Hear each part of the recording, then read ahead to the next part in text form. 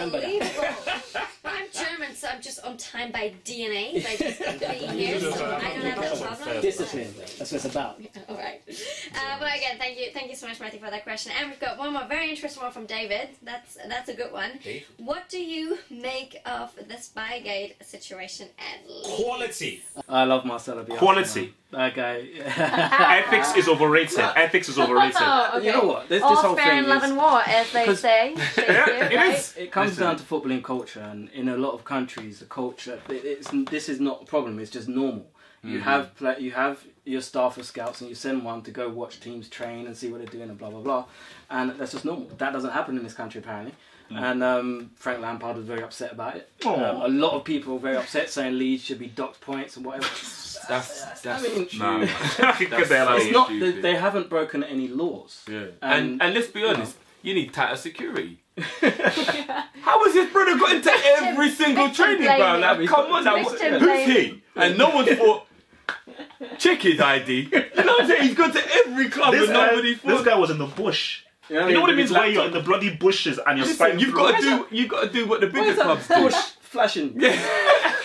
A lot of the bigger that. clubs, I think Liverpool were in this, I can't remember if maybe Chelsea were in it as well, Man United, I think they realised people could spy on them easily so that to like build their training walls higher and like, put things in the way, you know what I mean? Like you start realising, oh yeah, like so much money's involved now, people are going to do things like that and you can't stop them, you just try. But if this guy has sneaked into like 15 grounds or whatever, Every single. do you know what I mean? Like people have to just look at their own security and be like, come on man, it's our fault, we let this guy in. I mean, he said, you know, they've spied on every single team they've played. Which is quality. Everyone was expecting man to resign. Yeah, no that's PowerPoint. gas, They didn't even speak English. It must be worse. I mean, but basically, the point that Dev made.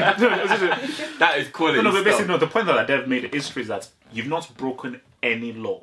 No law has been broken, and what I like is when you're not breaking any laws, but you're trying to be imaginative in your coaching. Because again, it's about winning. You're paid to try and win. Sportsmanship. Who cares about You know what the thing sportsmanship? is? Leonie, let me tell you this. I don't even want to say on camera what I would do if I was playing for Nigeria in a World Cup final. Put it this way, there is no way in hell I'm coming off that pitch in a Nigerian jersey and we're not winning that World Cup. I would do anything. Anything.